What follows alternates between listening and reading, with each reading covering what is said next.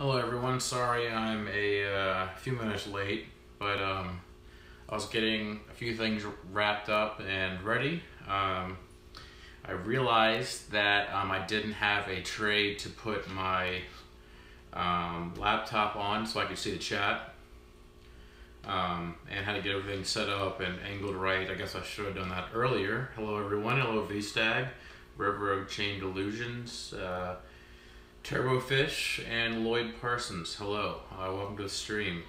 Everything Beta, welcome. Also, my daughter was having a bedtime emergency, so had to do parental duties. She's throwing a fit right now, so I might have to step away quickly, but hopefully it'll be all right. Reege White.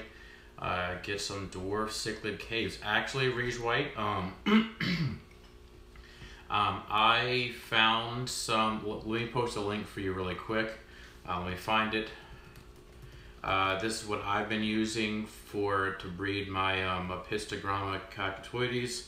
Have bred in these. My Apistogramma borelli have tried these. Let's see what else. Apistogramma borelli, they were looking at them kind of things. They aren't quite going in them yet and using them very much. What else has been using them? My Apistogramma, what's it called? My Apistogramma Pandoro, have been checking them out. They aren't quite to the size yet to be ready to breed. Let me just get this link really quick. And of course it has to be a full link, and I'll post it on here. So here we go. There's the link to the cichlid caves that I use. Oh shoot. Oh, for real.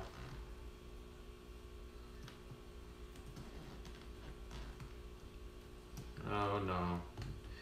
Clicking too many things.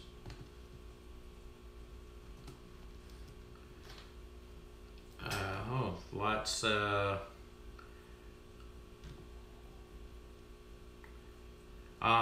Reege White, if you go through my, see, let me check, I'm missing some things here.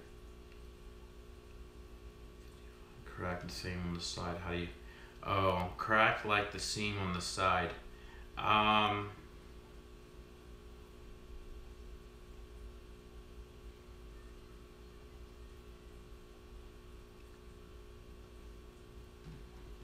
Alright, so let me try this again because it's not going through with the... Let's try this again.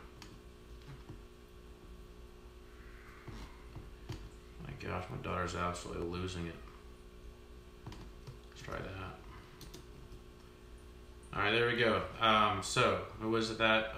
Reege White, there's a link. I just posted a link in the chat for where I got my cichlid caves from.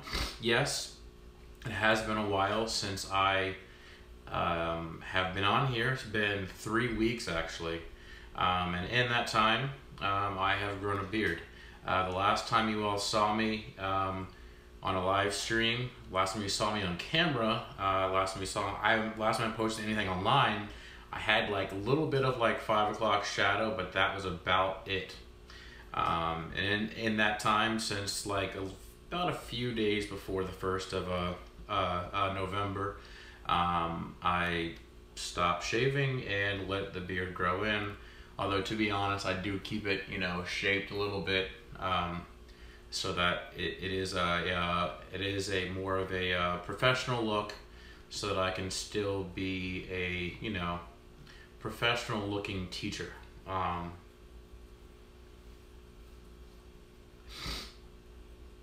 So yeah, obviously I'm doing no shave November. I will shave this off next Friday, December 1st. I'm thinking about doing a live stream of that, and I like to take off the beard in stages. I think it's pretty fun. I think it's funny to see the looks. My favorite look, I was telling my principal last week, if I could get away with doing one beard look or one facial hair look, I would shave this off right here, the mustache and the goatee area, and I would just keep on the wrong side, I would just keep the chops here, and I would just keep the chops, and with the Wolverine look, the Wolverine from the recent X-Men movies with what's his name, Hugh Jackman, Wolverine look. That's probably my favorite facial hair look, but I'm pretty sure my principal and my wife would not go for that look. It's not a very professional look, but honestly, my least favorite part of a beard is this area right here, because that gets in the way of eating, and obviously I like eating, but you can't talk to wear a nice black shirt from Chris at Multi-Tank Addictions, which I'll be talking a lot about this shirt and the channel, this channel later on in this video, when I do start to reseal a 10-gallon tank. I've got the tank right here ready to go. Luckily, well, I'll get to that in a minute. First, I want to say where I've been over the past few weeks. Let's see here. First week, my right arm was out with that scar. You can see that scar from when I was in college. When I was in college, I was stupid. I did a parkour off of a bench, landed on concrete, got a compound fracture. I now have, hello everything beta.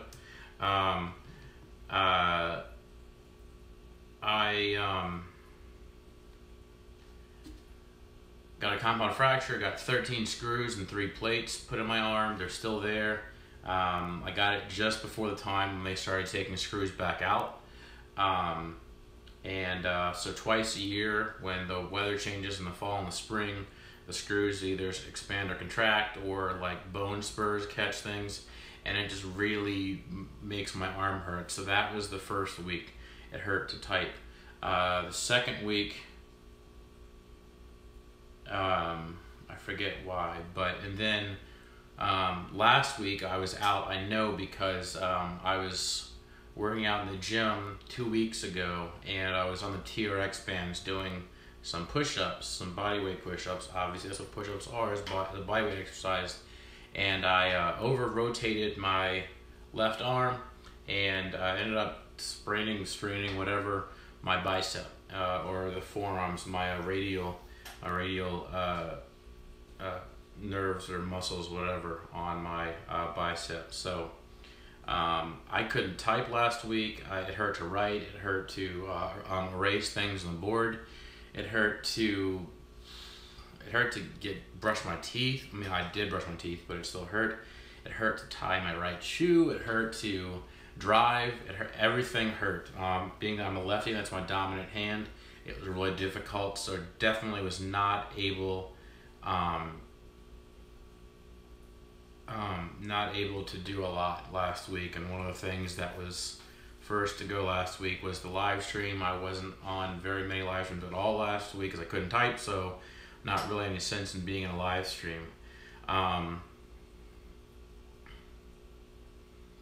So hello, hold on, I'm stuttering. I'll get it out. John Michael, Turbo Fish. No, it wasn't Elvis. Rob Hicks, thank you for stopping by. And also, Rob, thank you for being the first person to, I guess you would say, donate to my PayPal.me. I already have an idea as to where that money is going, as a few live streams ago I did promise that the next bit of money I got in my PayPal would go to paying Rogue Aquatics for his work that he's done with my channel on the my banner, fixing my logo, and I think he's even tried to do a second banner as well. So that money will be going to, I guess you would say it's going into the channel, Rob. So that's where it's going. So Rogue, if you're watching this, just know that once I, get off here, probably tomorrow, whatever, I'll be sending you some. I've got to go back and find your email where I can send it to send you that money through PayPal. So So Rob, thank you very much. That was very nice of you. I really do appreciate it. As I say to the guys at Click and Fish, it's always appreciated, never expected. But definitely appreciate that, Rob. You're a great guy. For everyone gets a chance, if you haven't already done so, please go check out Rob's channel, subscribe to him. Probably one of the nicest guys in the fish fam. There's a lot of nice guys in the fish fam, and Rob is definitely on that list. Definitely some nice guys. Turtlefish asks, what considerations do I take when purchasing fish food? Well, I finally started to vary my fish food diet a little bit here recently, Turtlefish. I found this really large container, about this big probably, of, here, let me not give any advertisement there, about this big, of Tetra Flakes that technically expire this month. I've had them for years apparently. I just found it and I've been feeding them to my fish really for the past, since last spring, and it's still going. I mean, I fed it over the summertime, fed it last year. I gave like a small container about that big to my co-worker that has the tank for teachers tank in her classroom. I put some in a bag to keep it at home, and that thing is just, I think that container of fish food is the never-ending container of fish food.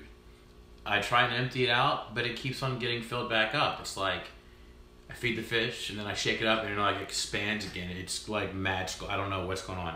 I've also recently,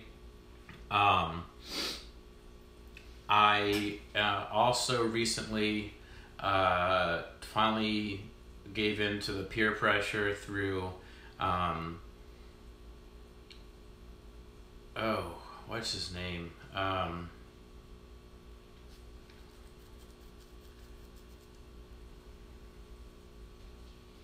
Oh my gosh, I can't think of it. But the Tetra color granules. What's his name? I can't think of his name. He also has a beard, awesome channel, great videos, live stream on Friday nights usually. I also feed live foods. I feed micro worms to basically everything. I'll eat it. That's my nano fish. Eat that a lot. Feed my celestial pearl danios and Galaxy Rasboras, and LR Bretts. That's the guy's name. LR Bretts has finally Lucas. Yeah, has he definitely needs to get some kind of sponsorship from them, because I'm definitely a sale because of him. His recommendations. Although I have found that smaller fish like guppies need to have it crushed up first. So that's the one thing about the Tetra granules that I do say that you do need to do, is to make sure that you crush it up for like the guppies and the smaller fish like that. But I do crush it up, feed it to my fry. I give some to my shrimp sometimes. Hey, Everything Beta, don't ask for a subscription, just be active in the chat, and if you're nice and cool in the chat, people will naturally subscribe. But anyways, do the Tetra fish granules, the flakes, and micro worms to my Phoenix Rasboras, my celestial pearl danios, and my fry. And then I feed live blackworms to my apistos, my Apistogramma cockatoides, my Apistogramma borelli, and my Apistogramma pandura are the ones that I feed. Oh, and my German blue rams, trying to get them to breed. So basically my cichlids that I'm trying to get to breed, I feed the live blackworms. I found that with the Apistogramma cockatoides, that the way I get them to breed is I feed them blackworms for like 4 days. 4 days straight, and then I just don't feed them for 2 days, and I see eggs. So yeah, that's just what's been working for me. It's kind of strange, because usually you do a water change, and when you add the new water, it gets fish to breed, because they think that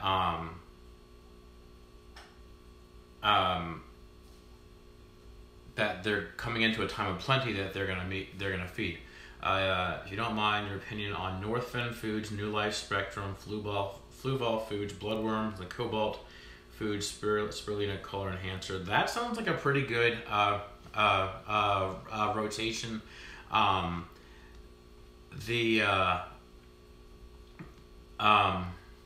Really, as long as my feeling is, if you have a good rotation of live foods and prepared foods, that's a good mix. If you throw in some frozen foods in there too, that's, in my opinion, that's the best mixture you can get. Jenna, live blackworms for my pistos, yes. My closest local fish store has live blackworms. I go in there about once a week and get some more. I've been able to keep the blackworms living longer at home than I have in my classroom. So it's just pretty crazy about that. But I found out while talking to the people at the local fish store that they said that it's probably because at home, which is true, the water level is lower in the container that I keep them in, which is a styrofoam cup that says please do not throw away, and I keep it in my fridge, and my wife wants me to put them in a mini fridge, understandably. And the one in my classroom has more water and it tends to go bad every week, so I've lowered the water level in there and they're doing much better. I just replenish the water in there every few days with some nice cleaner water from out of the fish tanks. So someone was asking, what am I doing for Thanksgiving? This year, Thanksgiving, my wife and I rotate for whose family we go to. This year, we're going to visit her family, which is a 2-hour drive from here, and go visit her family and have brunch or all-you-can-eat buffet. I don't know. I can't always get the... I don't know. I just drive when I'm told and go where I'm told. So as far as that goes, she's getting all the plans straight, and I'm just like, okay, what time are we leaving, or what time do you want to be there, how long are we staying, etc., etc. Jean Michael, awesome, you're at school drawing and listening to the awesome stream, thank you. So who is that? Optical fishing. I didn't stream last week because, as you know, my left arm was all messed up. So what do I eat for Thanksgiving? Food. I don't like turkey. I know that's like un-American of me or whatever. I just don't like. I eat the sides. Mashed potatoes, macaroni and cheese. I love that for a side. Regular green beans, not green bean casserole. I hate green bean casserole. Cape Cod tropical fish keeper.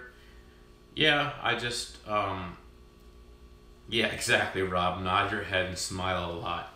I'm just monotone. I mean, so Cape Cod tropical fish keeper, I do enjoy driving there, because when I drive, my creative brain turns on and I get lots of ideas, and I can usually figure out a lot of problems. Yeah, Jenna, the Episto fry, I'm probably not going to eat the blackworms because they are too big for them. See, everything Beta does my turkey, that's awesome. Why do feed my red cherry shrimp very well a month? So my red cherries, I was talking to the guys at Click and Fish yesterday. They're the ones who got me hooked on the shrimp and on the shrimp bug, whatever. I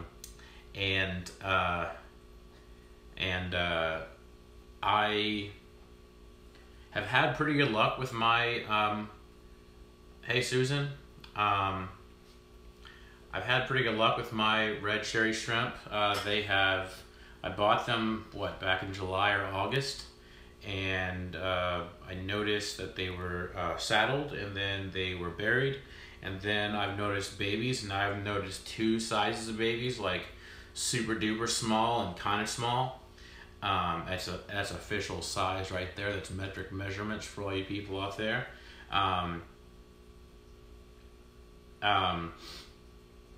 Cape Cod tropical fish keeper. Anything that they'll eat anything they can fit in their mouths. They'll definitely eat the babies. They may or may not eat the the adults. So I guess I bought it for Thanksgiving food, but let's see here.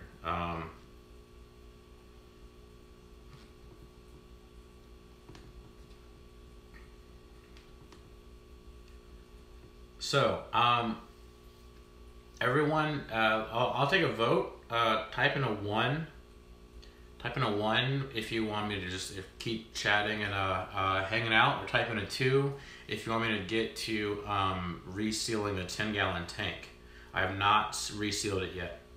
Lumpy Dog is a very good point. My swordtails leave the adults alone. I have not seen any babies in a long time, so baby shrimp must be yum yum. Yeah, they are yum yum, I would think. So yeah, 1 for keep chatting and hanging out, 2 for resealing a tank, 1/2. 1, 2. So V-Stack doesn't really care. So we have 1, 1, 2, 1, 2, then 1. That's a pretty good idea, DPK. That's obviously would be a good plan. Thing is, DPK, Carlos, is that it might take a while to reseal this. As you all see, because I'm back in the old school way of doing the live stream, 12, 2 to the 1 agree with DPK, 1. That's a lot of, the clowns are back, Rob and Lumpy Dog. I'm sure you're happy to see that. Yeah, that's a pretty good rotation, Jenna, is the brine shrimp and bug bites good formula. So but yeah, the resealing is probably gonna take a while. I've got actually got some stories. I have some stories to share about the tank I'm gonna be resealing and about the whole adventures of the night. So I'm gonna, the camera's about to get a little bit shaky because I'm gonna set it up for, to focus, or to, I guess, focus on the, oh, clowns are afraid of beards. That's a good point. And I don't know what's going on with that, but I'm gonna set this up so that it's focusing on the tank that I'm doing. Yeah, thank you, Susan. Yeah, and also clowns are afraid because they think I've got a gun right here. I think I've got a nice weapon. It's obviously, as you all know, it's a silicone. This is what I use right here, just by the way. It's just the GE Rain Ready Sun Freeze Proof 100% silicone. Does not have any of the mold resistant in it. It says 100% silicone. I was freaking out for a second, but it says it right there. You can see it past my fat fingers, my 10 thumbs. That's where it is. Oh, I do love eggnog. I love eggnog. My daughter, she calls it Christmas milk, is what she calls eggnog. But yeah, this is I just got this from Home Depot. If you have a local hardware store, please support them. But I don't know if there's any local hardware stores still open in the U.S. But I also got the Colt gun from Home Depot. This is the heavy duty one. I bought the cheaper one. It is the GE. It's GE, yes. I don't know if it's GE1, but it's 3-hour rain ready, sun freeze proof. It's silicone 2.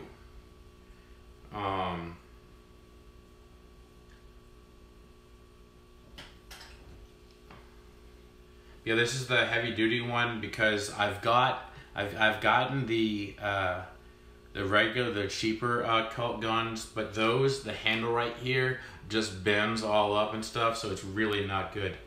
That's not the what.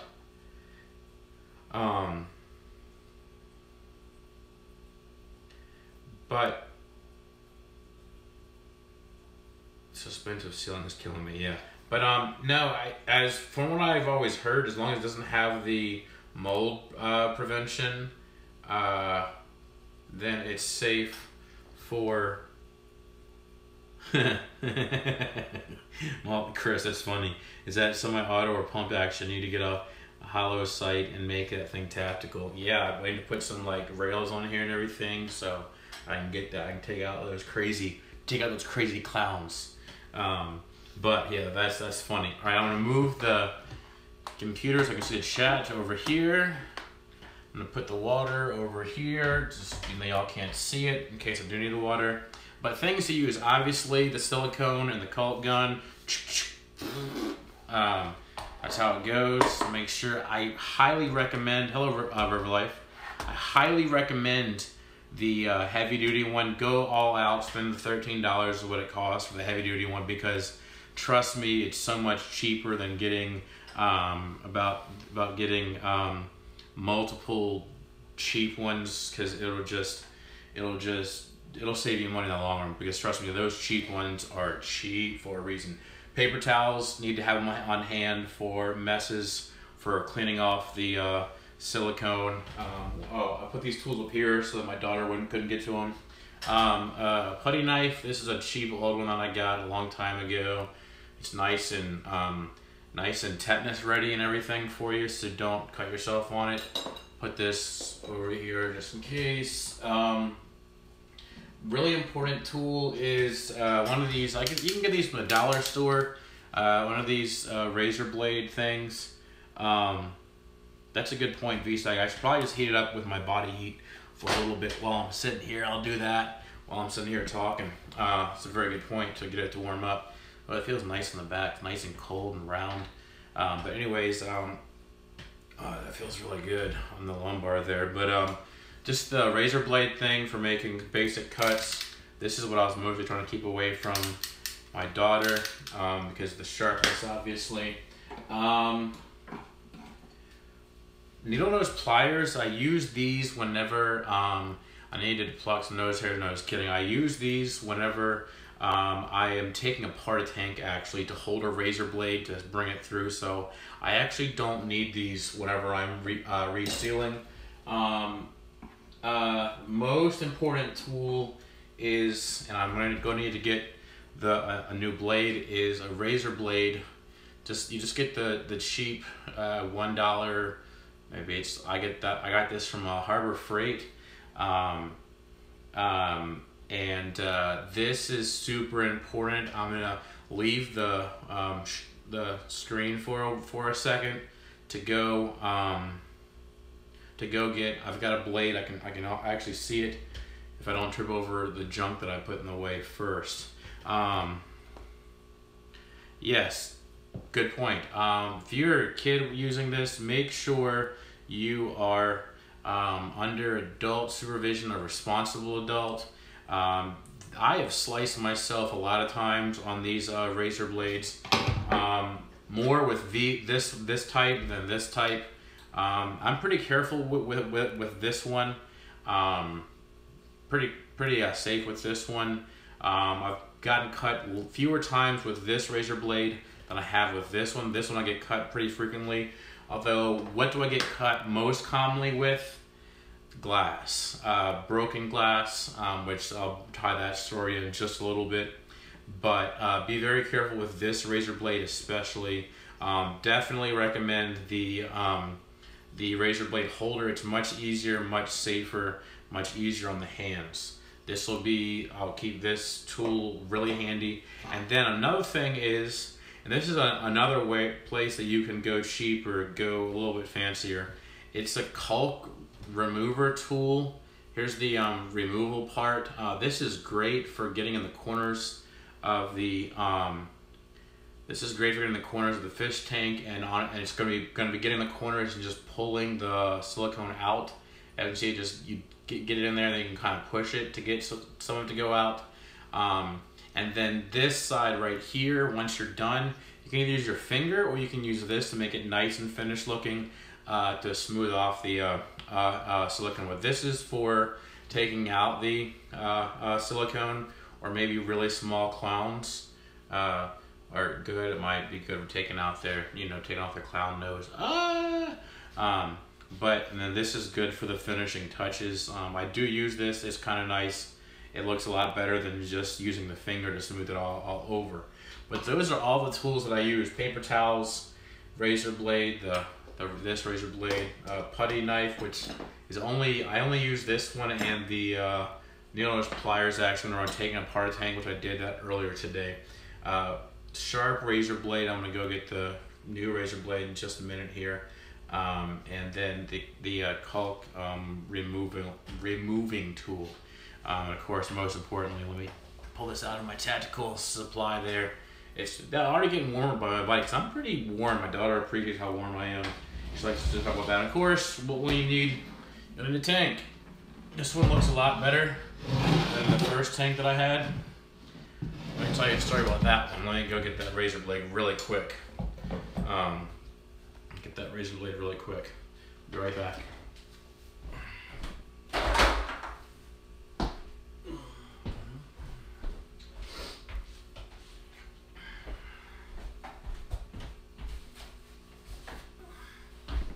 All right, I'm back. Hope you didn't miss me too much. Lovely Dog is a very good point. I am not going to use tape to reseal it. I could use that, it makes it look a lot better. But I've honestly, every time I reseal a tank, I don't use tape, and it while it doesn't look as good, it still works just as good. But of course it happens. It still looks just as good. But so yeah, I don't use the tape method, although it does look a lot nicer. So if you're doing this for, for someone else, or you're doing this for money or like a side business kind of thing, if someone's paying you to do this, or you're putting together a tank, building your own tanks, then definitely use the tape method, which I know the King of DIY has made videos and shows the tape method.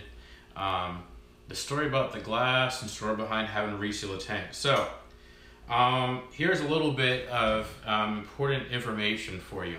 So the tank I was originally planning to reseal was sitting outside in my driveway. Sitting outside of my driveway for most of the summer, and I got some new fish. I've gotten some new fish, and then I'm going to get some other new fish, and this is going to be for the new fish I'm going to get. The fish I already got that are new are in my daughter's tank, so I'll show those later on in a reveal video. But this tank is going to be for some fish that I'm going to get, because if everything goes as planned, which it never does, as we all know, then I should be able to have fish in this by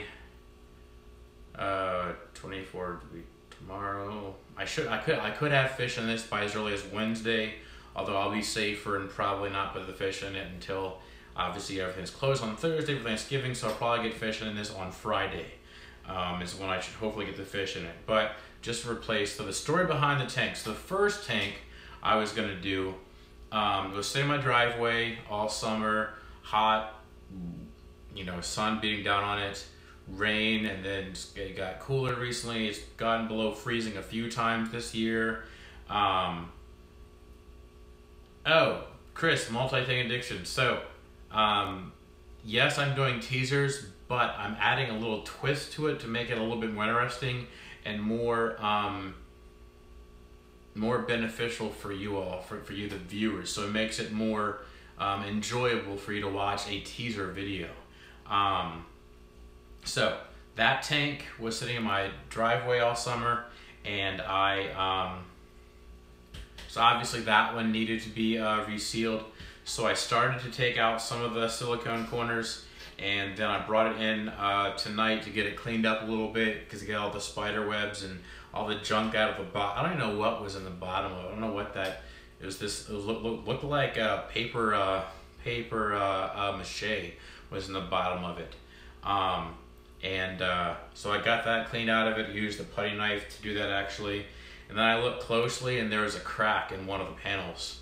I was like, oh, that's gonna put a kink in what I'm doing tonight. And then I was like, okay, it's just one panel. I know I have a fish tank in the driveway, a 10-gallon fish tank in the driveway that has a broken bottom that I can use one of the side panels. Just replace that, take that panel out, take off the plastic top, take off the plastic rim bottom, and then take off that one panel, and then take the panel off of the broken one in the driveway, which would have hopefully at least one good side, which turns out it has two good sides, the long sides, and then so I was just going to, through the magic of television, I was going to already have that put back together and then reseal it for the live stream tonight. But then I noticed one of the short sides, the narrow sides, the side, that's redundant, also had a crack in it. So that was pretty frustrating. So I didn't have that. So I remembered last night I went up in the attic and I found this tank that I forgot that I even had, because I have a multi-tank addiction and I have for years. So I got this tank out of the attic, I got the things that were in it. I noticed there was some white sand in there, which tells me what I used this tank for, which is another reason I need to reseal this tank. It had white sand. Well, last time I used white sand, other than when I've been keeping shrimp now, was when I used to have a leopard gecko. Back when I had my reptiles, used to have 12 snakes, 5 lizards, 3 tarantulas, 2 scorpions, 1 centipede, rats, mice, gerbils, 2 species of cockroaches, and 2 cats. So I had a leopard gecko in here, had a nice little setup for him, and the problem is that if a tank is used for reptiles, the heat lamp on it will cause the silicone to become weaker, so it can't hold water. So if you do get a tank that has ever been used by a person that had reptiles, or that kept rodents in it, like rats, mice, or gerbils, then they will tend to eat the silicone in the corner. So make sure, whether you get the tank from a person that kept reptiles or a person that kept rodents in it, that you reseal the tank, because it's not going to hold water, and if it does, I wouldn't trust it. So this tank was previously used for reptiles, so I'm going to reseal it, and it's been sitting in my attic for at least 4 years now. So it's gone through hot and cold. So the silicone has expanded and contracted, become dry rotted, so I cannot at all trust it to hold water. I'll remove this so I don't break any glass, because I can see that happening knowing my luck. So that's the story behind this tank. The other tank, I've actually got a few ideas with that one. Yeah, all in one tank. The other tank, I've got a few ideas. I might make a video about that later on, see if those ideas work out. I think they should. Hope they will. I think I can just cut the long panel and make it a short panel. And no, just kidding. Yeah, what am I gonna do? Do that. Yeah, that's what I'm gonna do. So I'm gonna just try things a little bit different and see if it will work. So without any further ado, which is a French word. So there you go, Jean-Michel. There's a nice French based word for you. See, I'm curious. Curiosity wasn't really worth it on that one. So I'm gonna go ahead and get to resealing this tank. Like I said, a tank needs to be resealed. If it's older than 5 years, if it's held reptiles, if it's held gerbils, if it's been through a summer and a winter in a uninsulated area, like outside or in an attic, it needs to be resealed or repurposed. So just go ahead and do that. First tool we'll be using is the caulk removal tool, or in this case the silicone removal tool, which first thing I'm going to do is I'm going to raise the camera up so you all can actually see the tank. Wow, 40 minutes in, I'm just getting to resealing. So let me go ahead and raise the camera up here.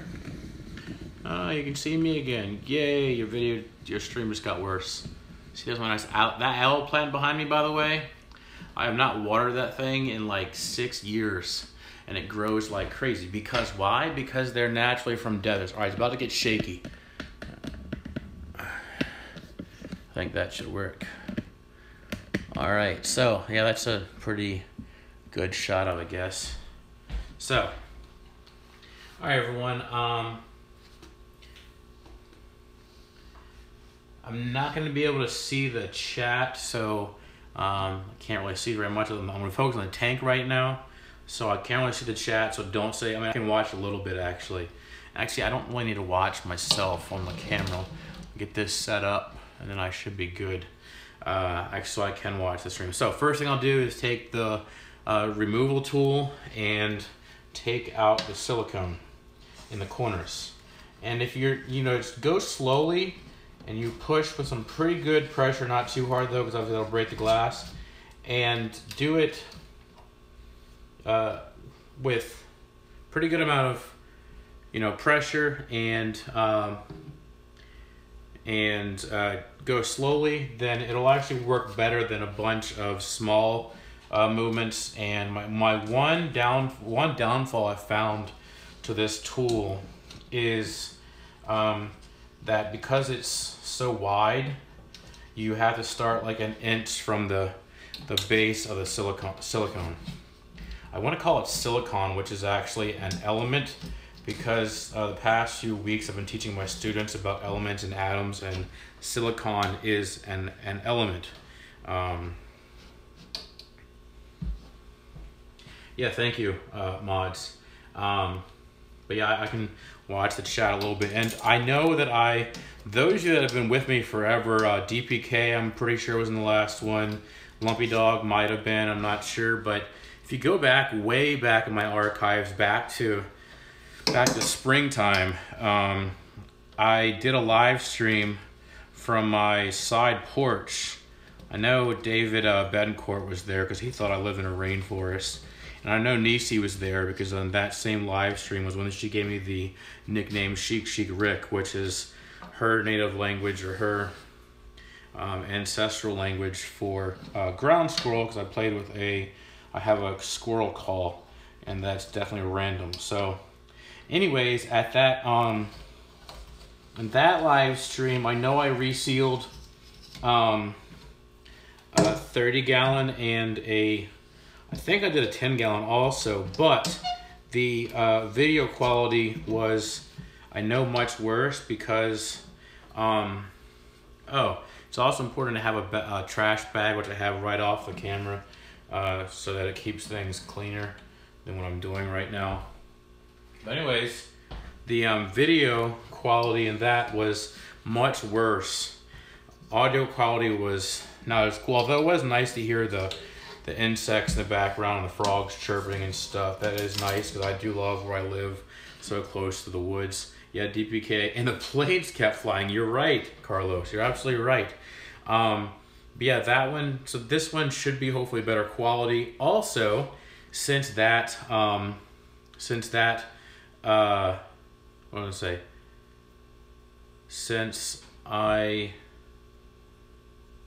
stream, I got the smartphone attachment for the tripod, because on that one I put a piece of mechanics wire wrapped around my phone and tied it to a lamp to hold the phone in place, and that was, my gosh, but hey, gotta start somewhere. We can't all start off with fancy equipment like a tripod, a smartphone adapter, whatever. And I'm going along the bottom edges and taking off the silicone on the bottom, and I kind of messed up a little bit right there, but actually, now that I go in that way, I'm gonna go and just start pushing now, because it'll start coming off. It'll actually be better because I'll be able to get right up to the edge with that one. You don't want to, that sound makes me a little bit nervous because it's the sound of the, yes, it is a caulking tool.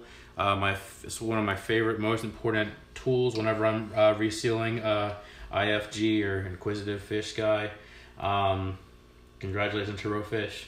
Guys, guessing what fish you're going to put in the 30 gallon. That was fun.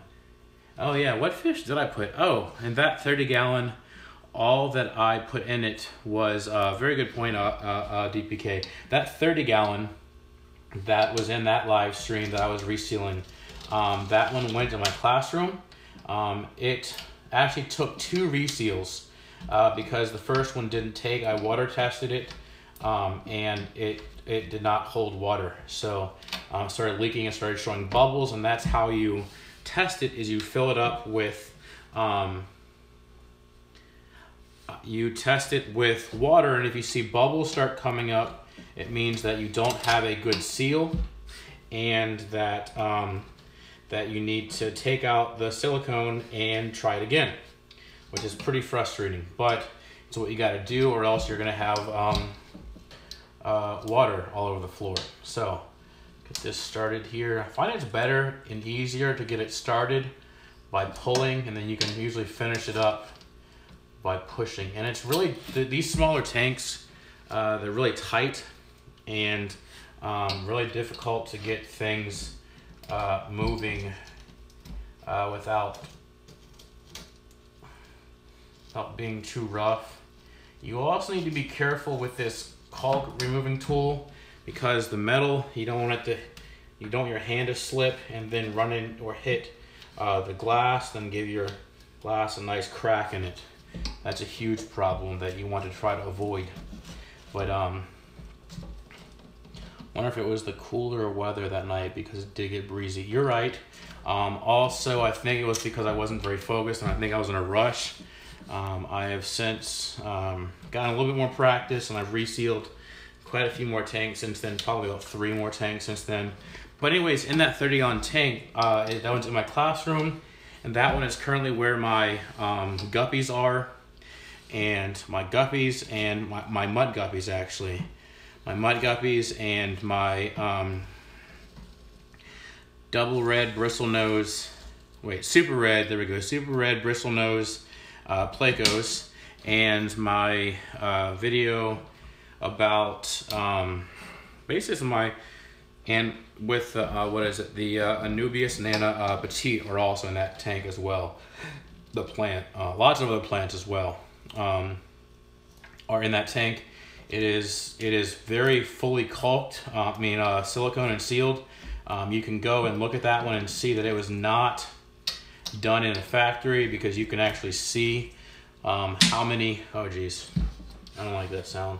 You can actually see where I went over it with my fingers to smooth off the silicone.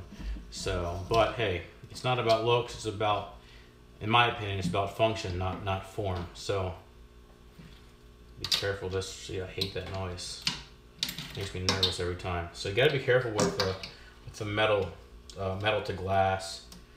Don't want to get any cracks or breaks or anything.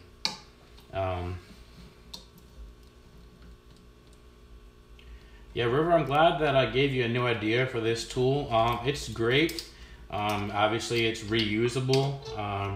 I've used it on many, I used it on a lot of tanks to reseal, take apart, put back together. And it's a lot, actually the bigger the tank is, although it takes longer, it is a lot easier because you have more arm room.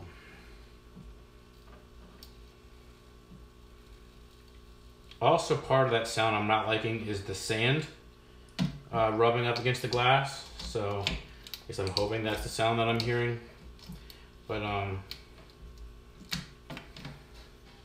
sure some of you might be wondering, what is my life coming to? I'm watching a guy reseal a fish tank. That's almost as boring as watching silicone dry, I guess. But I figure it's better than watching my face for an entire live stream. Guys, and just know that I make jokes about myself because I am extremely confident, and it helps to keep me level-headed and helps keep my ego from getting too huge. So make sure you clean the glass with distilled vinegar before putting a silicone. Yeah, that's a good point. I need to go get my vinegar Might put on an ad when I do that. I don't know, or I might just walk away. Now I'm going through and just trying to get the bulk of it out of the corners. So I got most of it out of I got most of the long lines out of the tank.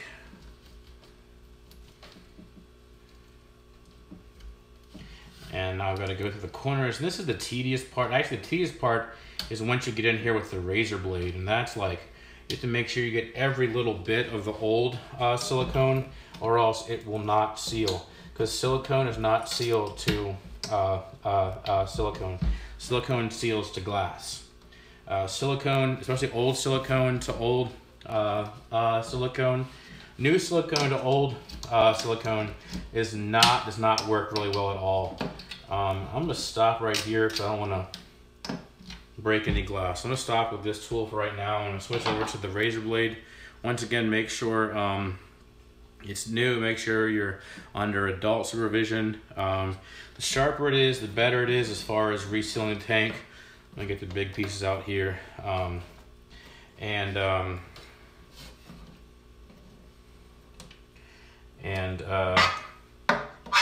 That's a lovely sound. Get a glass splinter, put masking tape on, wait for 24 hours for the glass. Huh, I never thought about that. I would have thought that leaving the glass in there would cause it to get infected or whatever, but so now you go through, what I do is I push from the edges, and I just kind of push it up against like that, and then I go along and I slide it along the edges, on all the edges, and I find that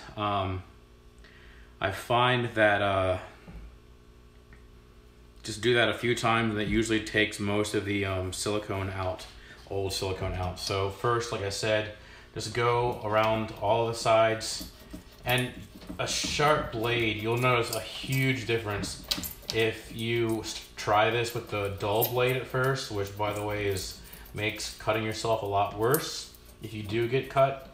It also isn't a bad idea to do as I say and not as I do, and wear gloves is a good idea. Also safety glasses or safety goggles would be a good idea too, but my safety glasses are out in my shed, and I'm pretty sure there's clowns in the way out there. So this is another example of do as I say and not as I do. So look at how much I just got off with that just by doing that. And see, I thought that was cleared. I mean, look at that. You would think that was cleared out.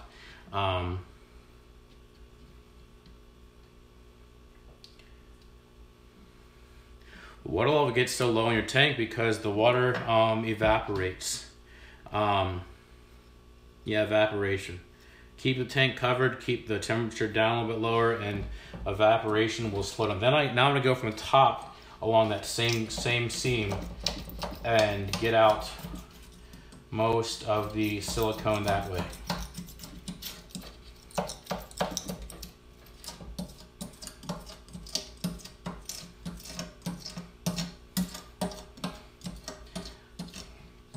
Oh, that's what I'm gonna get the wear leather safety glass. Yes, leather safety gloves are super important because it'll cut into the leather, which will definitely protect your hands from being cut by the razor blade. I'm gonna go along this bottom edge, and there's probably, I like to kind of do a combination of both the short ones and then the long glides. But I find that the long glides really dull the blade faster. So that's why I feel if you're careful about it and you're focused on what you're doing, then these short strokes can actually get the job done just as well as a nice long one, and it helps to save the blade sharpness for longer. I gotta go through the bottom now, because then some of it's rather stuck in there. Also, I go in at an angle, like go at an angle so that it kind of gets in there a little bit easier. Especially when I'm doing the long strokes. The long strokes, going at an angle is super important because it's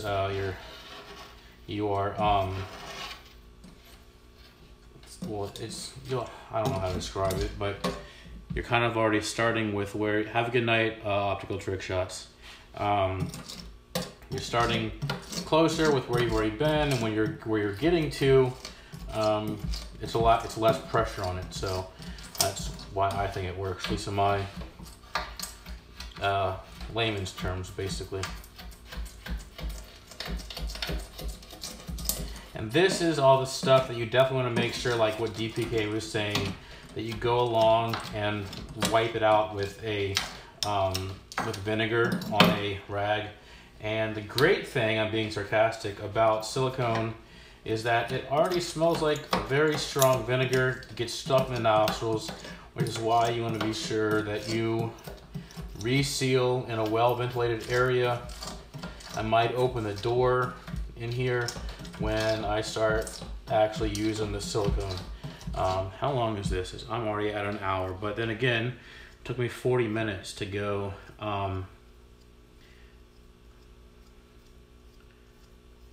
Yeah, exactly, for not following instructions. You're absolutely right there, Carlos. Have a good night, Verve Life. Thank you for stopping by. I think I got this entire scene is. I just got some bad grammar stuck in my head there. This seam is, I'd say, I'm not feeling anything. Well, there's something right there. And it's kind of more so by feeling than it is by seeing what you're doing. You can kind of feel with the blade more where the silicone needs to be taken off.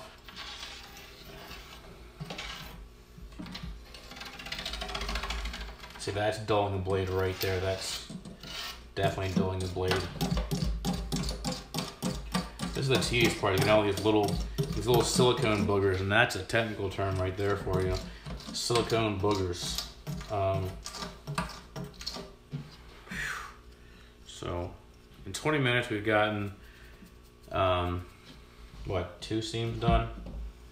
This is not a very fast process, but at least, now let me get this seam here. Yeah, you can still see all of it. And we actually figured out, so you don't have to move the camera to get all of the seams in shot.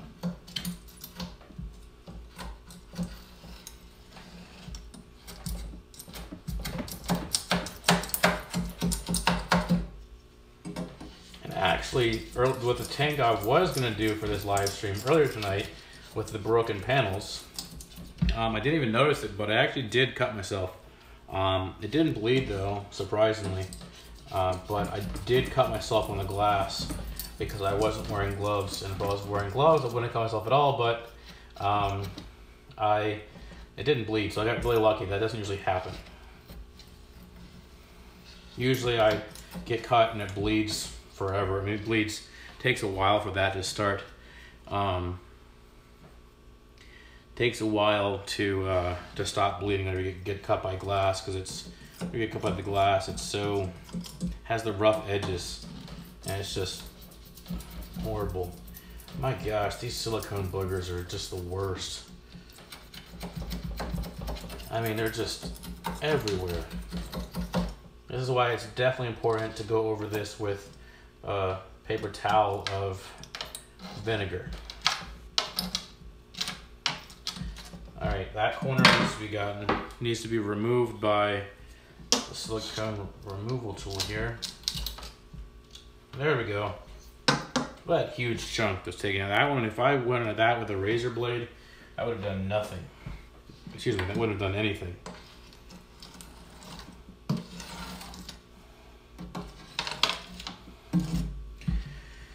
Oh my. Gosh, this is tedious. And think about it, all I'm really saving myself is, well, I'm in a rush because I'm getting the fish this weekend. But if I was patient, then all I'm really saving myself is like $10 during a $1 per gallon sale at Petco. So you think about it, my time is worth more than $10 an hour. But wife probably doesn't want me spending more money on fish tank stuff, so saves an argument there, and also it's content for the channel. And also, like I said, I'm getting the fish this week, so I can't wait around for the $1 per gallon sale. I know, Tim, the reseals are so tedious. All right, there's a nice section of silicone that I need to get next.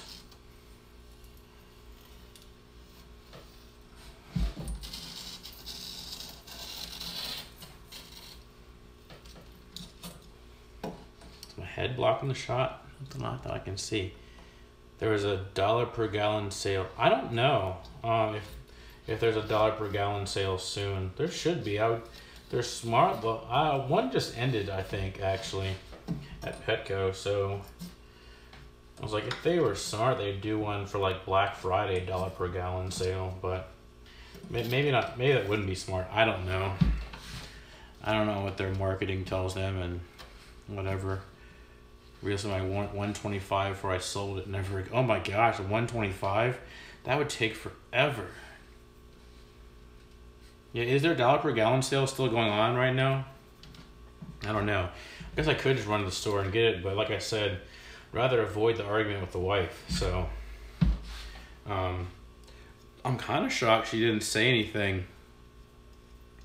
When I was carrying the other tank in from the driveway, and when I brought this one from downstairs in the attic, I'm kind of shocked she didn't say anything, or didn't say like, oh, where'd you get that from, kind of thing. So kind of shocked that didn't start some inquisition.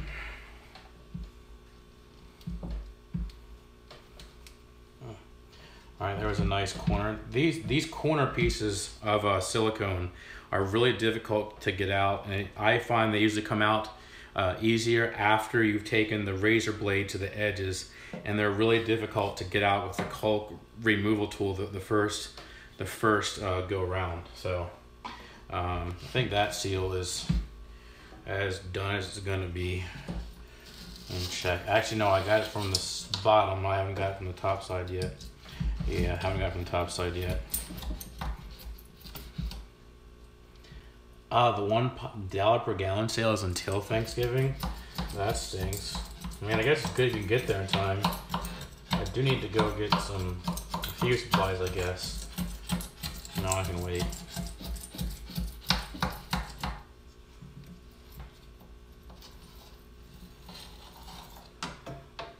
Oh my gosh, these silicone boogers.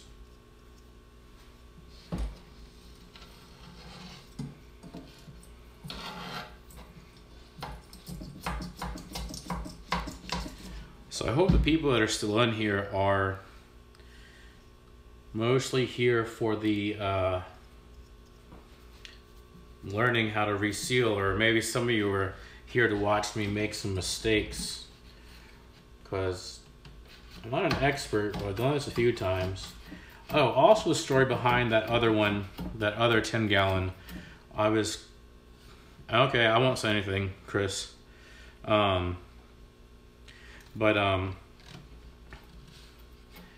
was gonna say, oh, so the other tank, the story behind it, the reason it was outside was because the former student that goes to he's now in college actually, but the former student that goes to the local fish club, he's been, I've been talking to him, and he's told him he said he was interested in learning how to reseal a tank. And I told him I would teach him like hands-on. All he has to do is just let me know and show up, and I've got a tank for him to, practice on, and I've got a tank to show him, and he can, get hands-on practice, or he can bring one of his own tanks. And gosh, my right hand's useless. Let me turn the tank actually, because that is useless. Now I forget which corner I was doing. I think it's this one. That didn't do very much, did it? I really forget that didn't do very much, so I'm using my right hand again. But anyways, so I was sitting there waiting, and I said,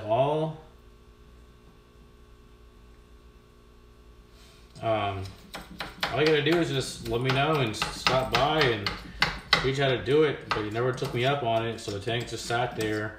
And I still actually have the 30 gallon still sitting out there. Yeah, I think yeah, let me get this corner now. There we go. So that sound is the sound of a blade dulling. Is that a word, dulling? Is that a verb? That right there is the sound of a blade getting dull. That right there is the sound of a teacher getting ungrammatical.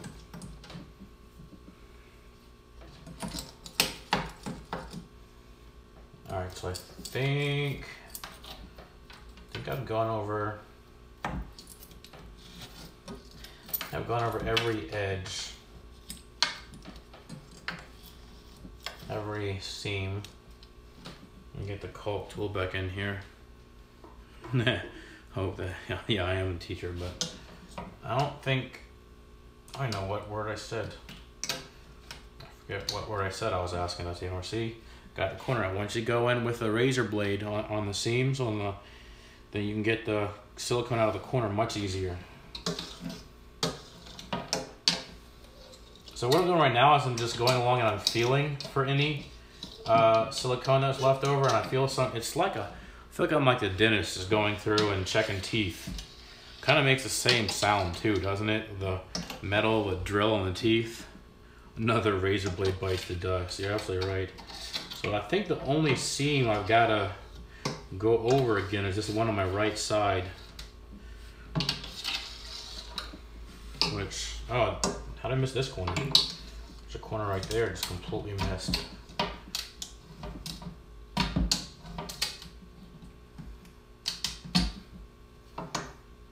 Get the razor blade in there and help to get that out. Rob, no, I'm seriously not really enjoying this, but I mean, it's got to be done. And I think I thought about it, I've got a new tank that doesn't need to be resealed. I just figured this would be, you know, different than my usual just sit in front of the camera and talk live stream. Is a carpet razor with the, I don't know what that is. I can't think of it right now.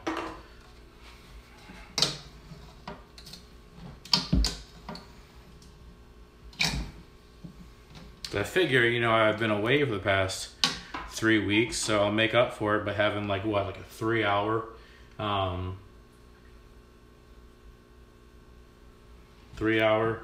live stream. See, I got the corner out now. I need to go back over that seam right there. But no, it's not gonna be 3 hours, but this is definitely longer than my usual one. My usual live stream, which lasts for, I try and keep it under an hour, but I think I might say in the comments, I might cue people in, hey, you know, actual tank resealing starts at 40 minutes in.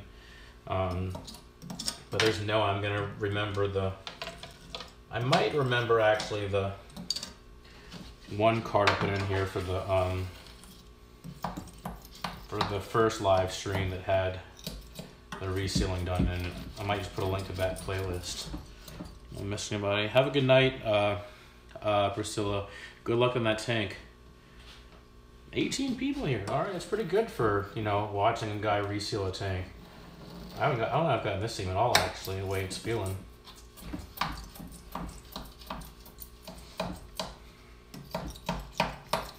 Man, this is such a better angle than that first live stream that I reseal a tank. But that's what happens when you know, get a slight upgrade in equipment. And that equipment upgrade cost, I think I spent like $8 on it.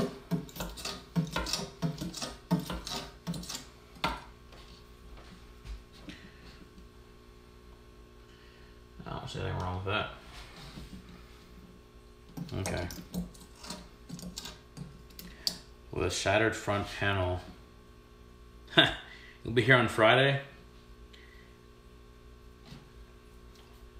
A shattered front panel. Actually, for real, Chris, if you were really by here, I have a 55-gallon panel that is sitting on my side porch that if you really drove out here, which I know you're not really going to do, I would certainly give it to you. Wait, it's not it. But yeah, I've got a 55 gallon because I was trying to take it apart and turn it into a, what was my plan with that? I forget what my plan was, but I took apart a 55 gallon and then I was going to, what was I going to do with that? I really forget what I was going to do with it. I don't think I was going to make a cube tank. No, that's what I was going to do. Now I know. I was going to take apart the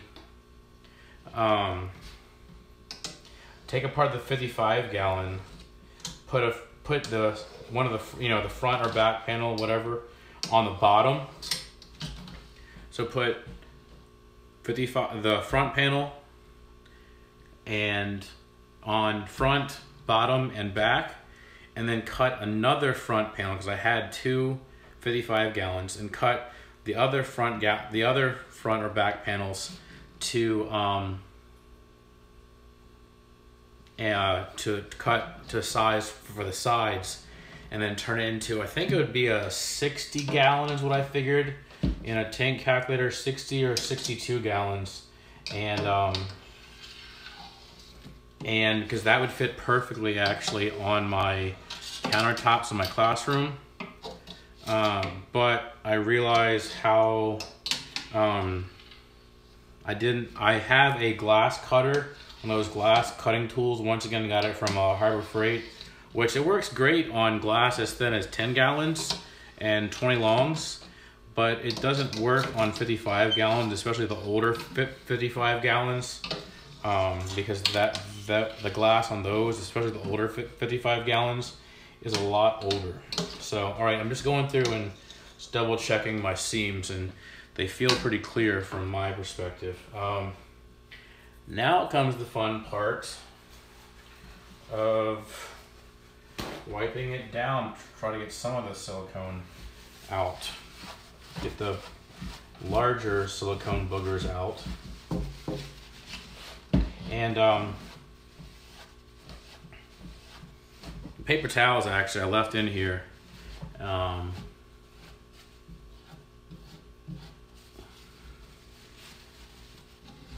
So Chris, an L-shaped tank is pretty cool, but what I've done is I took a 20 gallon long and made the narrow side the open top, or actually an open bottom, and then was going to stick it in a 55 gallon so that it would be an upside down tank in a 55 gallon, and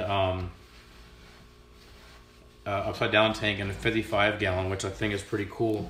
And I think I have I have it all, done and sealed and everything. I just haven't put the tank, the 20 gallon long, or 20 gallon tall, I guess, 20 gallon super tall, I guess is what it would be called.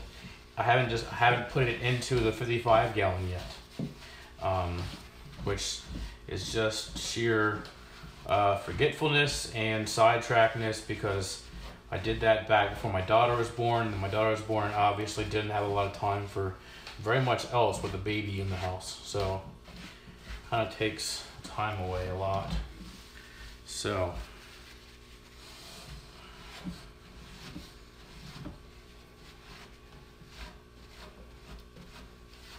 also in a larger tank, you can go through this part and use a broom and a dustpan. It's a lot easier than a paper towel. There's all these silicone boogers. Look, it's literally raining silicone boogers. One just fell off my shoulder. That's how bad it is. 5 foot low boy into a beta barrack. Chaz, welcome. Haven't seen you in forever. I've been seeing that you've been posting videos recently, but so nice to see you in a live stream. I was just thinking earlier today, I was like, wonder when Chaz is going to start live streaming again. Because Chaz, I don't know if you've noticed, been watching, but I've kind of finally upped my live stream game until this one. finally started using OBS, and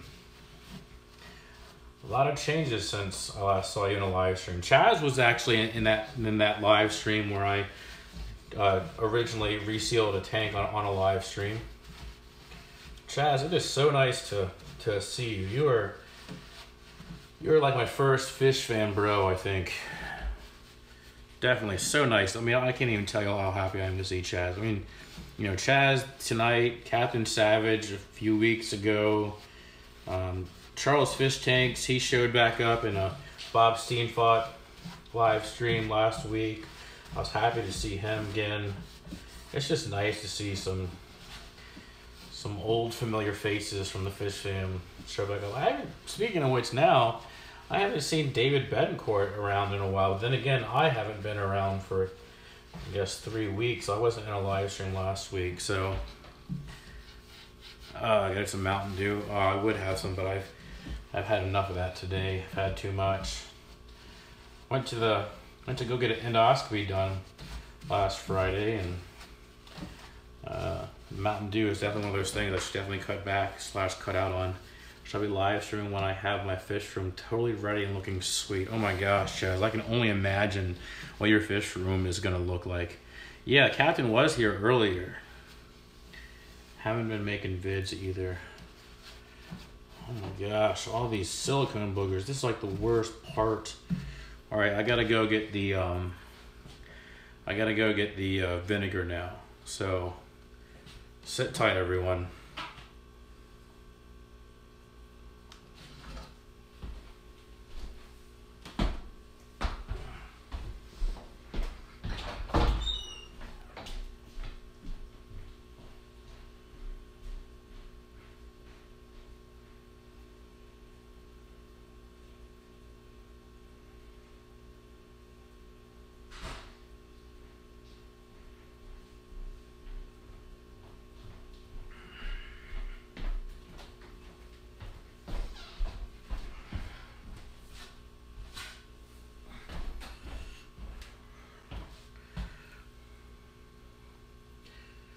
All right, are we back? Jeez.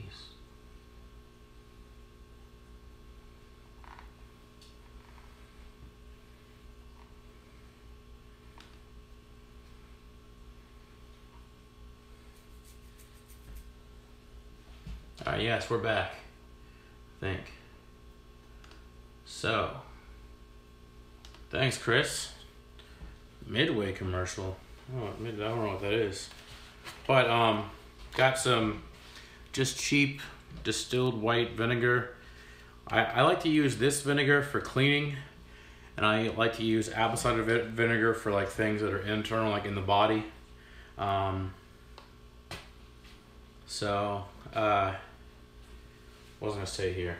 I want to go through and get the large junk up first. Let me close the vinegar too, because I know, knowing my luck, I'll spill it. Use a paper towel to get most of it up. That took out a lot. Not paper towel. Oh, so these paper towels, I left them in here, you know, for the usual fish tank stuff.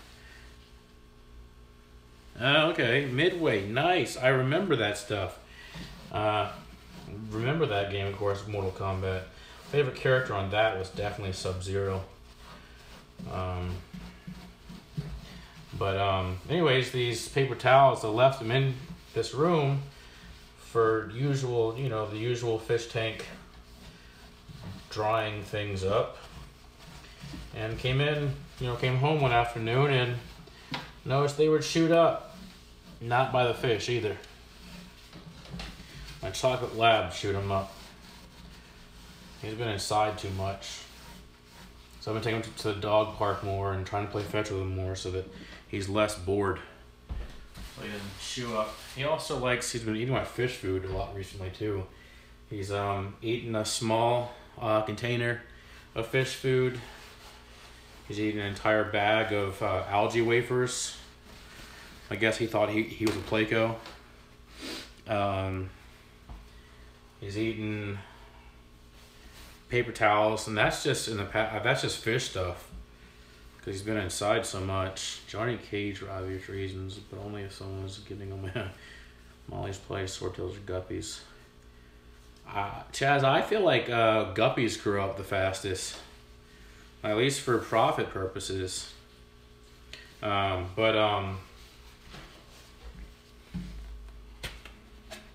right, now I'm just gonna put some vinegar on the paper towel. Look, good thing I'm doing over the tank, so it spills, it gets in the tank. I'm gonna clean out the rest of this silicone boogerness. Also, I really like to use vinegar for cleaning glass. I feel like it's a much safer and more natural. Grow up faster. Hello, Jordan. You are an hour and 20 minutes late, but this is a long live stream with all this resealing. Molly's in third, swordtails in fourth. Yeah, I would say guppies, and then probably, I don't know, platies maybe. I don't know. It's just because of perspective. Like when you see, because they're so much smaller, you see them, or you would notice a smaller fish growing faster than a larger fish. So I guess it's relative in the aspect of the guppies and the platies.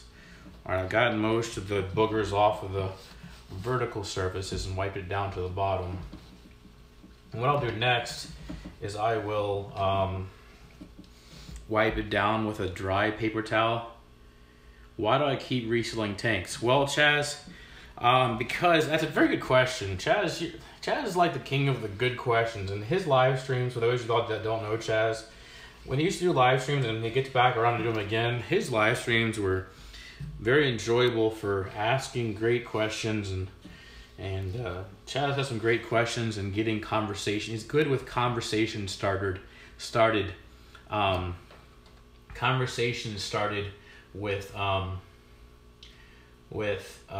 questions. So, Jordan, yes, we are. I plan on going outside the entire time tomorrow, because tomorrow is going to be a very nice day. It's going to be like in the 60s. So, true, DPK. Warm water guppies will grow really fast. You're absolutely right with that. Higher temperatures, frequent water changes, high feeding. Of course, that's just good rule of thumb for any kind of fry growth. But warmer water will speed up their metabolism, which will cause them to eat more, which cause them to burn more calories, which will it also will burn them out faster too, so they won't live as long. Because interesting kind of yes, Jordan, you will. I would recommend it. Interesting fact from what I think I remember, a mouse, what kind of accent was that? A mouse and a mouse and an elephant have the same number of heartbeats in their life.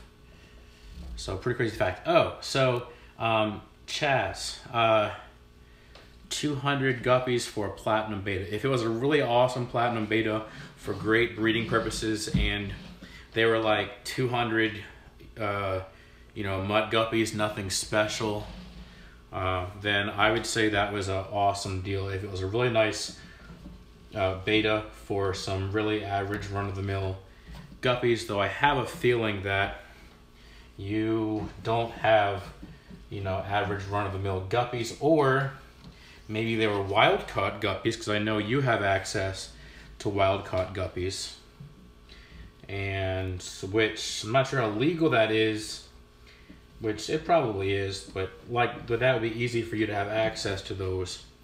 So that probably was a good deal in that aspect. I think I've gotten most of the silicone, gosh, there we go with silicone again, boogers out, except for just this one spot where I've been sweeping them into. But absolutely right, DBK. So Chaz, to answer your question, why do I keep on resealing my fish tanks? Well, like I said a few times, this is not my first time in the hobby, and I have a lot of old tanks sitting around because I have a multi-tank addiction and kind of a fish tank and fish supplies hoarding problem. Not really hoarding problem because I eventually do use them. I think I usually either use or reuse every old fish supply that I find. I'm like, oh, that's where that is, or oh, I forgot about that. It's like finding a fish tank treasure. And Rob is absolutely right. My wife does not really want me to go buy new stuff. So I have not bought a new fish tank. Let's see. Only new fish tank I bought is my 3-gallon tank that I have the shrimp in next to my bed. And that one I got using a gift card from a student at Petco. Or it was a Petco gift card from a student. Probably one of my favorite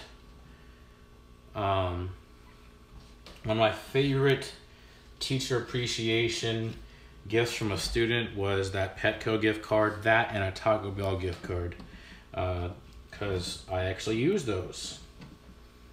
But whenever I get the Starbucks ones, those that know me, I don't drink Starbucks.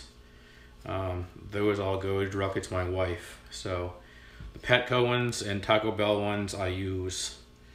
I love those. So I've only gotten one Taco Bell one and one Petco gift card before. Just found a spot that I missed. You're gonna make sure you get out like every bit of silicone from every corner and seam in this so that it creates the best, I guess environment is the word for the best seal. All right, I'm gonna go through this with a dry paper towel. Reduce space breeding, the El Natural cup noodle, and leave and forget. Not really sure. Let's see, I'll put this in the trash can now. My hands are gonna be super awesome now with vinegar and then silicone. All right, I'm gonna go through, just dry it up to so the silicone sticks better, and check for any remaining silicone boogers. But mostly get them out. Oh my gosh. Have a good night, Chris. Sorry I didn't see you say that if you're going. But mostly if you can just get them out of the edges and bring the silicone boogers to the middle of the tank where you're obviously not going to reseal. That's what I usually try and do, and then I'll get out the stubborn silicone boogers when I water test it, and I like to water test it. This is an environmental tip here, and my head's in the shot now. I need to back this up.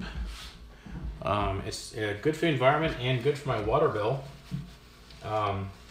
I use my water from my rain barrel to do water tests. That way it doesn't cost me any money to do a water test, although it costs probably a few cents to do a water test for a 10-gallon, but still.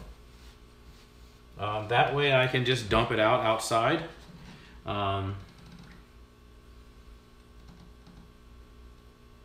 Christian, what do you not know how to do? But anyways, I water test with rain barrel water. So I feel like that is better for the environment because I'm reusing water. That way I can just dump the water out in the driveway outside, and it goes into the ground and saves the water bill as well.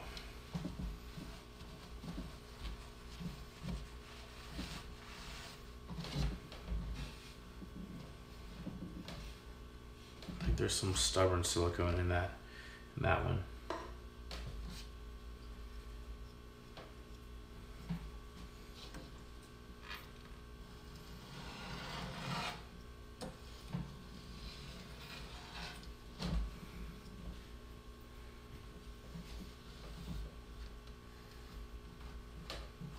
Well, the other good use for white distilled vinegar is for hard water stains or hard water buildup in your shower head or your bathroom faucet or kitchen faucet. Actually, you soak it, put some distilled vinegar in like a Ziploc bag and hang it over your, or put your shower head in that vinegar or your faucet in the vinegar, and it will remove or dissolve the hard water buildup. The calcium basically is the main thing that builds up, and it will increase your water flow. I've done that in this house until I realized that I have soft water, so it's not that necessary. This really feels some like stubborn silicone in some places. Almost done here, folks. The last part is the actual siliconing, and then the spreading of the silicone, and that is a very relatively quick process compared to this part is so long and tedious, and the cleaning of it is just ridiculous.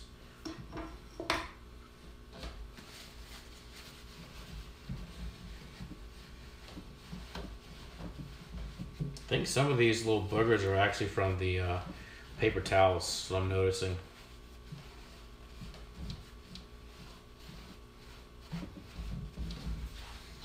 Though they're not sticking to the bottom here at all.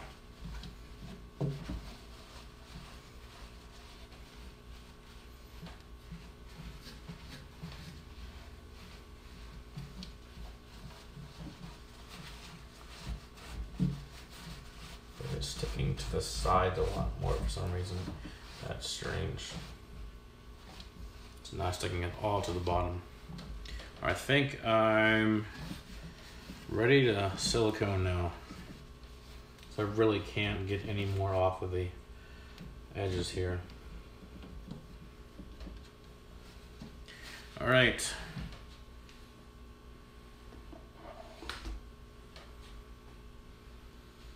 All right, gotta have a paper towel ready to wipe off the silicone tube and wipe off your finger. Definitely need to have that handy. I like to cut the silicone tube at an angle just because it kind of helps it to go in at an angle. So I do the bottom ring first, and then I go and do the side corners. So I'm gonna probably actually be quiet for that part so I can focus, so don't worry, the audio hasn't gone out, it's just I'm focusing, which probably making a focusing face too. Oh, there we go.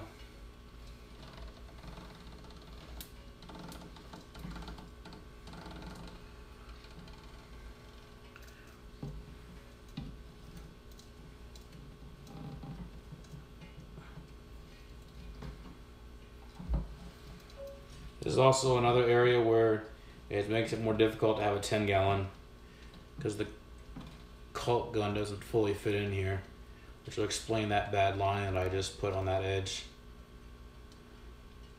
I couldn't even see it, but I'll make up for it in the long run. Just watch.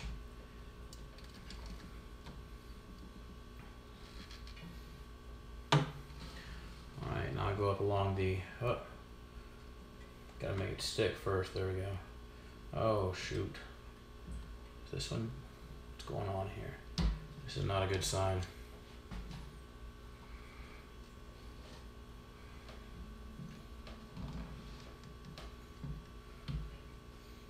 Really, that's better, right there.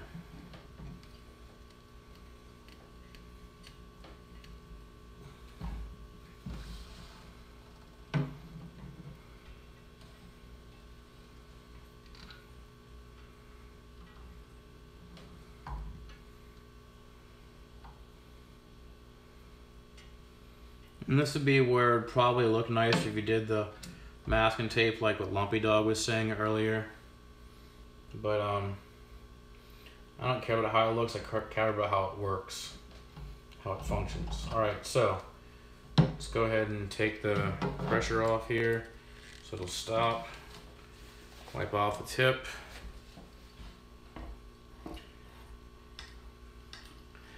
I love the diatomic because it means your cycle's basically done. Alright, now I just go along with, let me actually try something different here and use the caulk tool to go and, I'm gonna use my finger first. I'm just more comfortable with that, and then I'll clean it up with the caulk tool. And you don't press too hard because then you'll move it too much and it won't fill in the seam. Now I probably should have gone around first, but as many times as I go over these edges, that's a lovely part right there.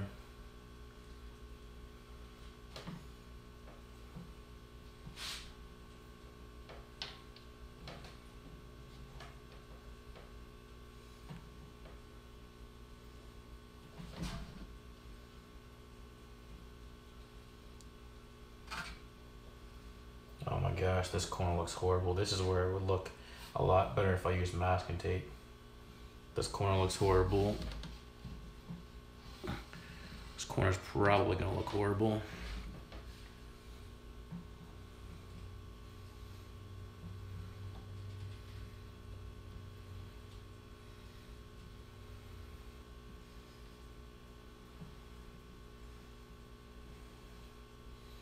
But like I said, I don't care how it looks, all I care about is if it works.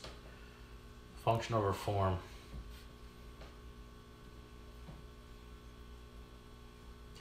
But my wife would disagree. Because we're opposites. Yes, Turbo, we are resealing a tank. Yeah, you smell it, Chaz? It smells lovely, doesn't it? All right, now I'm gonna go, there's 3 sizes on this caulk tool. I'm gonna use the broader size. I don't even push it up against there. I just do this. It helps to also bring the mistakes that I made off the edges. And it definitely cleans it up. I use this more as a finishing than a original spreading tool. You gotta act quick because although it doesn't cure quickly, it kind of starts to get a little bit harder in a matter of minutes. And then I think it takes a few hours, like to fully cure, whatever takes about, I think 8 hours, what I want to say. But I usually give it a full 24 just to be safe, and then I water test it, let the water sit in it for 24 hours, and then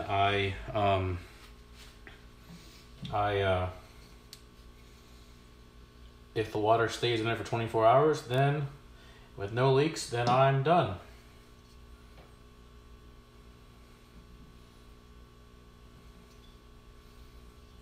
And it's a successful reseal if that's the case.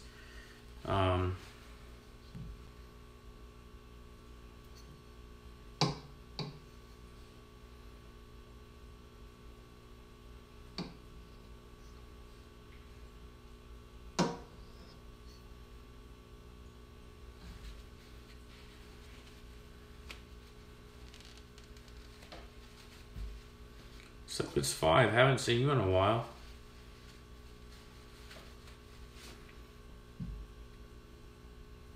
Just going through and looking now and making sure there's not any gaps in the silicone where it might cause a leak.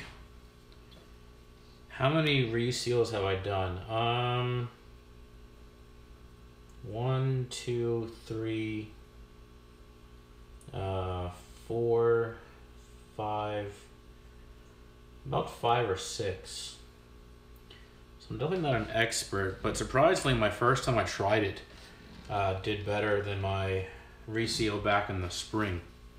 So it's not a matter of experience, it's a matter of patience and taking your time. And also the silicone I used back in the spring was really old, and it didn't do any good because it was useless. It lost its seal properties.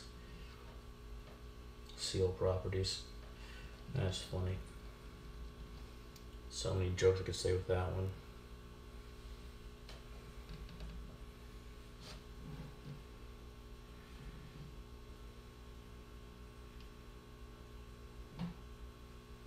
One seal properties, it's been kissed by a rose on the grave.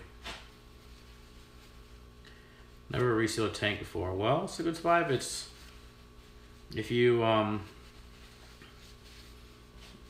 need to reseal a tank and it's something that's got to be done, then never hurts to try it. And worst comes to worst, if it messes up and it doesn't fully seal correctly, then you just repeat it again. And the new silicone will peel out much easier than the old silicone will. It'll come off in one piece. At least each strip will usually come off in one piece, and that way you get practice at taking off the silicone, and then you get more practice at putting on the new silicone. There's a little spot right there.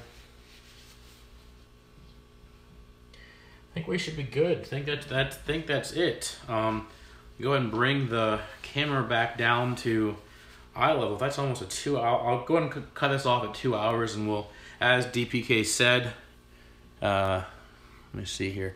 About to shaky here for a second, people. There's my face. I'm sure y'all missed that so much. All right, I'm trying to keep it smooth, but it's gonna get shaky. There we go. All right, put this over out of the way.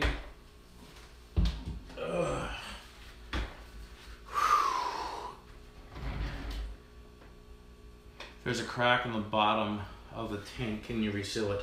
I honestly never feel comfortable with resealing just a crack. I feel more comfortable if you have a crack in the tank to replace the panel, which is easier once you've been in the hobby for a long time, and if you don't throw away old tanks, like even if they're like, I know in my classroom right now I have a tank that has that had a cracked bottom, like what you're saying, Christian. It had a cracked bottom and a crack in its bottom, and had a crack in its bottom, and I rather than seal up the crack, I took off the bottom panel. And so now I have that tank that I have basically, I know 3 good panels on. So, so I can now take those 3 panels and use them to replace other fish tanks that get cracks in them. So like the tank that I was going to use earlier tonight, I can take that, that basically it's a bottomless 10-gallon, and take the panels off of that and reuse them in the tank that I took apart earlier tonight that I was going to use in the stream. So yeah, that's, I don't like to reseal cracked glass. I just get a new panel on it, or a panel from an old tank. So, Red and Paradise Fish Tank. Yeah, I think there's another conversation I'm missing here. But yeah, I'm with you, Jay. It's definitely better to put on a new panel. But it's probably good practice to wash your hands immediately after using silicone, because it can cause some irritation. It says uncured product causes irritation. I've used it so much I don't get any irritation or anything from it, but I don't, make sure you don't rub it in your eyes, because that would definitely irritate and burn. Silicone is very sticky. But yeah, it doesn't cause it. I will go wash my hands later.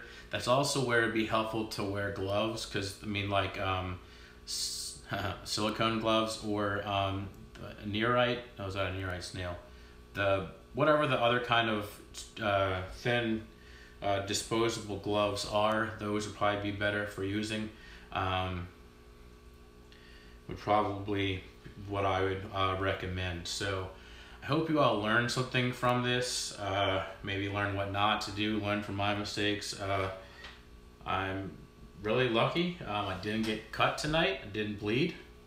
I didn't break any glass on the tank that I resealed. So really lucky time. I didn't get any.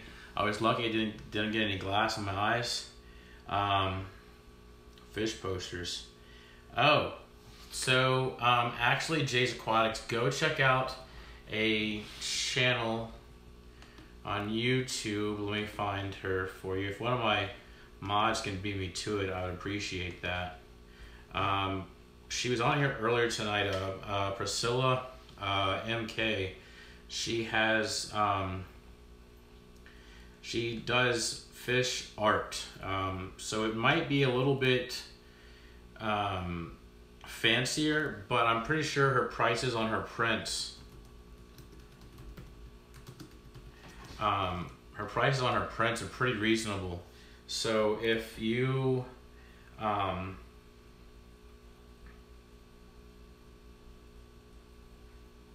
as long as wait, what was I gonna say? Her artwork is amazing. Let me see if my internet likes to start working here so I can search for it. Her channel name is Priscilla MK Art. She's the one that made the fishfam shirt. Control C. Put this on here. Control V. But yeah, there's the link to her channel right there. She has probably links in her channel and her videos to her artwork, to her prints. She has some great things, definitely some great prints. I know she has an Etsy store. You can go on there. Etsy would be a place that I would recommend to look for fish posters, Jay. But if you want to support a fellow fish famer that was in the live stream tonight, that is a regular person that we all know and we all love, then definitely support her artwork. I feel like that's the same thing as supporting your local fish store. Does she have a website? She has an Etsy store. I don't have a link to that I can find. Let me see here. Yeah, she's done some really awesome. Facebook. I know she has a Facebook page, and I would think she's a link to it on there. I just don't want to open up anything that's going to start playing audio. Wait, what am I even doing? What is this? I'm on Facebook.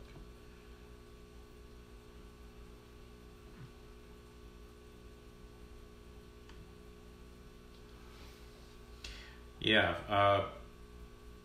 Mudskipper's going land for a little bit. Yeah, River Life, I am still here. I just finished up the sealing. Not the ceiling, but resealing. The Placo posters. I'm pretty sure she has a poster of Placo. Cichlids 5. I had a blue tongue skink, was definitely one of my favorites. Definitely make sure you have plenty of fruits and vegetables. Mine loved applesauce. Make sure you have super worms. They like those. Those are very nutritious. Crickets, yeah, they'll kind of go for crickets. Mine actually ate small mice too, but only once a month at the most, because you don't want to overdo it. Not the healthiest thing for them. But my back is sore and tired now from the bending over. And I'm down to low battery, 20% battery. So that's means I've been streaming for a long time. Yeah, DPK had a very good point. You can use nail polish remover with acetone. Make sure you don't get the acetone free. I buy mine from the dollar store. I'm sure I look kind of funny when I'm buying nail polish remover when I don't have any nail polish on, because I'm not that kind of guy. But the stuff with acetone will eat and dissolve silicone and thin plastics. So be sure you don't use it on anything you want to actually have a water seal to it. Jay's Aquatics, I'm using an iPhone 7, which I'm using a iPhone app. I think it's called YT Stream, is I think what the app is called. I have streamed before from the actual YouTube app. And in my recent streams, recent as in 3 weeks ago, I was using OBS and was having some rather fancy setup stuff, at least in my opinion. Definitely an upgrade from this stream. But yeah, back's also tired. I actually went back to the gym and worked out today. That was nice to get back in there. And because of that energy boost, I came home and I checked on that tank, which is a good thing. I checked on that first because of the broken panel. And so I was able to, you know, go and get the other tank, this tank right here, out of the attic. And so we'll do that. I was able to take the garbage can in the driveway for pickup in the morning. Yes, I live in suburbia. And I was able to wash the dishes like my wife asked me to. I don't wash dishes very often, so I usually like once a week or two maybe. And then I was able to, I finally fixed dinner right before I streamed because I was starving. And what else did I do? I got a little bit, I took some things up to the attic and brought some things down. I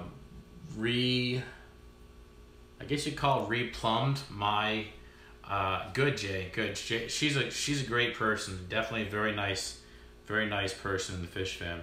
I guess you say replumbed or re-airlined my, my tanks on my desk over there, my Apistogramma cockatoides tank and my shrimp tank, so that now they are, instead of going off of, I had them, okay, it was crazy, this was just crazy. I mean, I had 2 air pumps. One is rated for up to 40 gallons and one was rated for up to 30 gallons. No, 10 gallons. So 40 and a 10. And the 10 gallon pump I had running a sponge filter in the 10 gallon plus 2 air stones in that same 10 gallon, which is still 10 gallons, so I guess it's fine.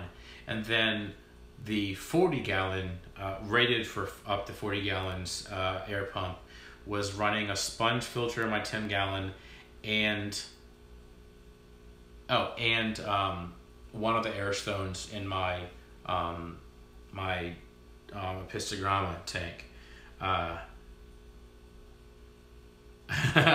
Okay, so I won't say anything. First cough of life, and that's pretty good. But so I had 2 air pumps running 2 separate tanks, and it was just crazy. It didn't make any sense. And I realized I have an air pump that's rated for up to 40 gallons. Let me fix this. I feel like I'm slouching a lot here. That's a little bit better there. But I was like, this is kind of stupid. I'm just wasting electricity. It's rated for way more. So I took the 10 gallon one off, and I put up some new airline. I put a 5-way gang valve instead of I'm using 4 of the ways, 4 of the, what are they called? 4 of the channels or whatever for to go into my tanks over there. And I'm a lot happier with it. It looks like a crazy octopus right now. You'll see it next week in my live stream when I'm back to OBS streaming. You'll see, because I'll probably have a live feed on that setup over there. But it's looking pretty crazy right now.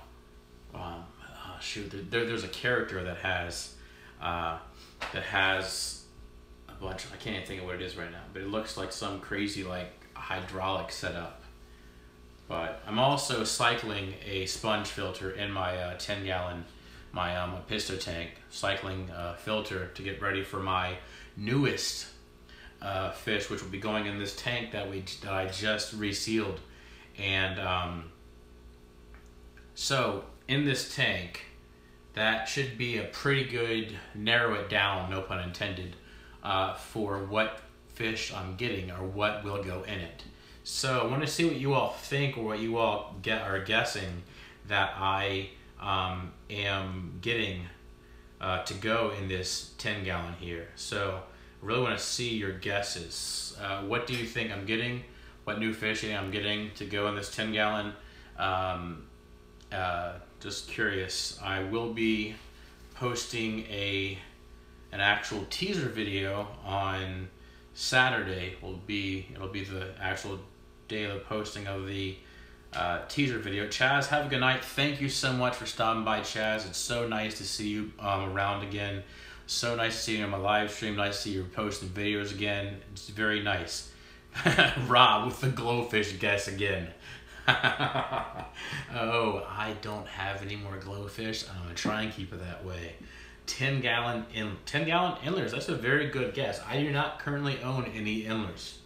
So here's the thing. I know the people out there, the viewers out there. Let's see, Chris from Multiting Addiction, LJ from LJ Aquatics. Who else? Lumpy Dog, I'm pretty sure, is one of them. But I know people are getting tired of my teaser videos, so I decided to make a change with my teaser videos. Tetra glowfish, come on, Rob. I decided to make a change with my teaser videos and make it more fun and interesting for my viewers. Rice fish, I don't have rice fish yet. Y'all are doing some great guesses. Rice fish, pygmy sunfish, don't have those. What was that someone said? Oh, endlers. I don't have any. I have endlers guppies, but I don't have any endlers yet. I could get some from Michael from Michael's Fish Room, feeder guppies. Mountain minnows. Guess those are like cold. Yeah, those are. I actually don't have any cloud minnow. White clouds. I've never owned white clouds yet. I will definitely get some white clouds this coming summer when I do summertime. And peacock bass. Peacock bass are cool. Oscar, yes, Rob and Oscar will fit lovely in a 10 gallon for its entire lifespan. Anyone watching this right now, please know I was completely joking right now. Oscars do not go in a 10 gallon. They should never stay in a 10 gallon, by the way. Captain Spicy, I know if he was in here, he would definitely guess, bull shark. Because bull sharks can go in freshwater, but they're not going to fit in a 10 gallon.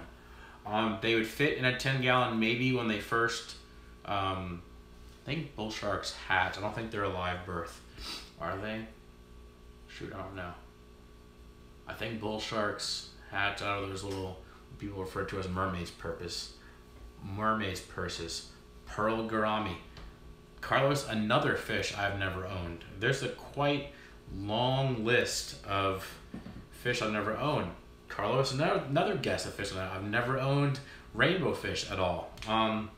I was at Click and Fish yesterday, and I did see some rainbow fish that I do love, that are also small, and can't think of what they're called right now, but they're beautiful. They stay small, and they're definitely on my wish list for future fish. Dwarf neon rainbows. Think about that. Dwarf neon penguins.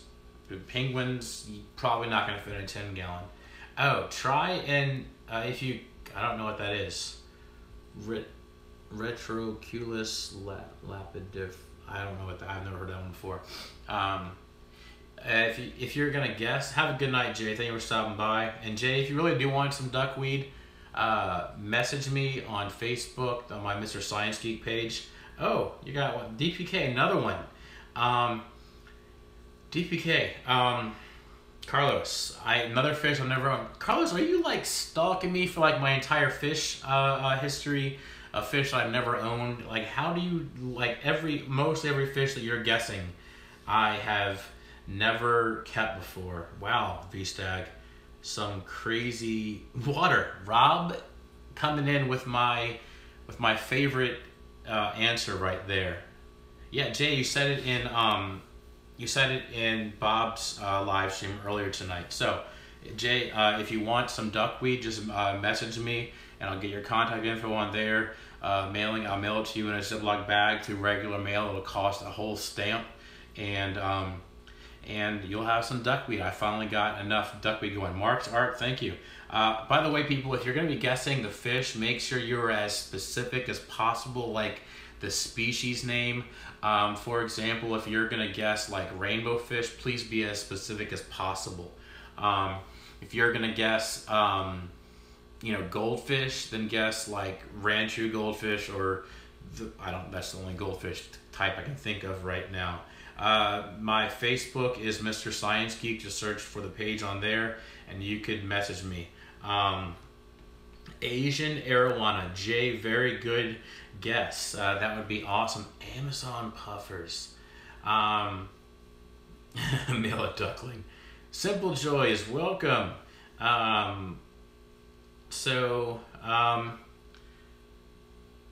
Freshwater, Marks, you're absolutely right. Those are illegal. Yes, Asian arowanas are illegal in the U.S. I would love to put freshwater stingrays in here, but once again, they won't fit in a 10-gallon. So just think about fish that would fit in a 10-gallon nicely, and that should help to narrow. Oranda, that was the other type of goldfish. DPK, are you like reading my mind right now? That's just crazy. It's crazy how much you're like reading my mind and knowing fish. I had duckweed, you killed it. What's with, huh? I had duckweed, you killed it. What's with that? How did I kill it? I don't know. Oh, you killed it. Okay, not me. Celestial Pearl Danios. Jay, I already do have a Celestial Pearl Danios. They are in my my middle 10-gallon tank in my classroom with some guppies. One is like the longfin female guppy that I have, and a few others that I bred with some really fancy blue male guppies, and seeing how the fry come out.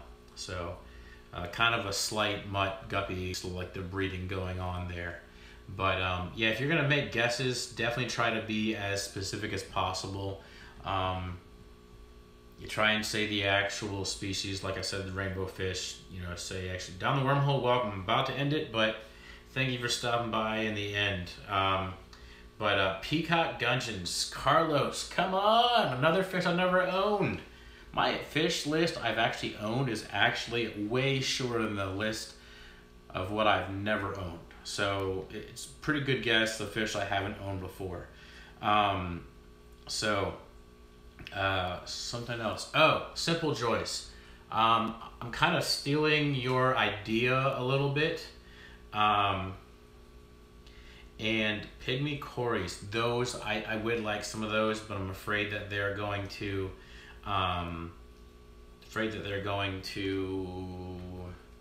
eat the fry of the other fish I'm trying to breed. What was I saying? Oh, so Simple Joyce, 10%. I gotta go soon. Simple Joyce, I'm kind of stealing your idea a little bit, and instead of doing trivia night, I'm doing a trivia question in my videos. One question asked in a video until someone answers it, and once someone answers it correctly, it's my newest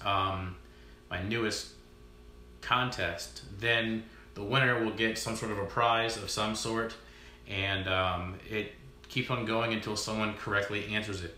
And my questions are usually ungoogleable.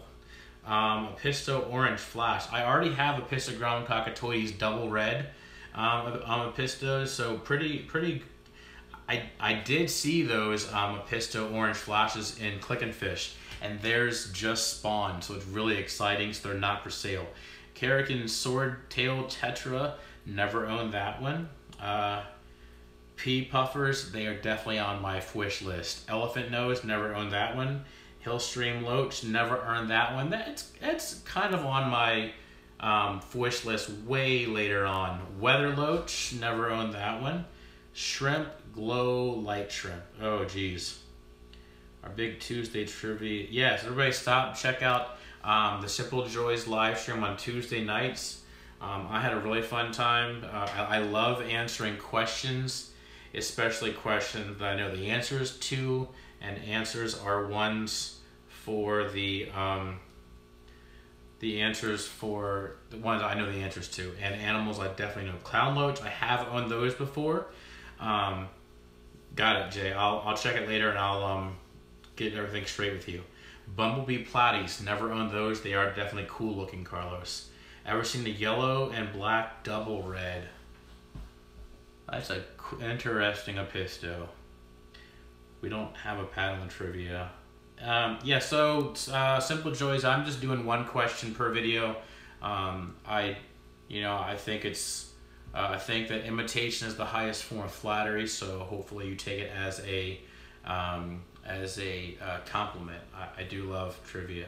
So I'm gonna need to end it here, everybody, because my phone is quickly dying. 2-hour live stream is sucking up the entire battery on my phone, and it's been 2 hours and 5 minutes. Some type of Rasbora. That's a pretty good guess. There's been a lot of really good guesses in here. Really good guesses. A lot of you give me ideas for fish that I want to get now too, so I keep on forgetting about those. So everyone, thank you for sticking around, and I hope you enjoyed it. I hope you learned something. Hope to not have a 3-week stretch again where I'm away. Like I said, I was away for 3 weeks, mostly because of injuries. I wasn't able to type for like 2 weeks because my arms hurt so much. My forearms, were hurting so much. And also had a sinus infection at that time at some point as well. Oh, have a yellow and black double red. I question that. Yeah, I haven't heard of that one. Callers, thank you for stopping by. River Life, thank you for stopping by. Rob, thank you for stopping by. And thank you again for the awesome donation. Like I said, they'll be going straight to Rogue Aquatics for his work he's done for my channel. I really appreciate it. Everybody go subscribe to everybody on here. Everybody on here has some great channels, some great content. If you want to check out my trivia questions, check out I think my Fry Friday video from last week has the trivia question in it. And if it's not answered, it will be in my Water Change Wednesday video as well. And if it's still unanswered, it will be in my Fry Friday video. I will not post a new question until my first question is answered successfully. So be sure to check out and stay tuned. Towards the end of the video usually is where I'm putting the questions, because that's my mysterious super evil plan. So anyways, be sure to stay tuned for those. Also, I forget to add one. I gotta stay on topic here. My teaser videos. It's gonna be a new competition. Like I said, anyone that can correctly guess the specific fish as far as species goes will win a prize of some sort. It's of course to my choosing, and the answer will be revealed. Like the teaser video will be this Saturday, and then the reveal video will be next Water Change Wednesday video next week. So if it's answered after next Wednesday, then obviously it doesn't count anymore because I already gave away the answer. So stay tuned, everyone, and stay fishy, people.